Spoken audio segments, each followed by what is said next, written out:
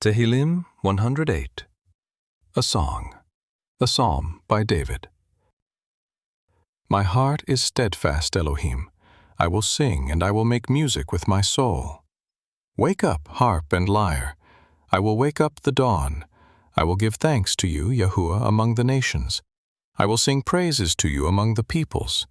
For your chesed is great above the heavens. Your faithfulness reaches to the skies. Be exalted, Elohim, above the heavens. Let your glory be over all the earth.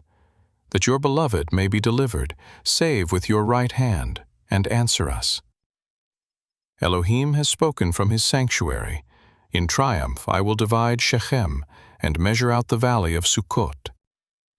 Gilead is mine, Menashe is mine, Ephraim also is my helmet, Yehudah is my scepter.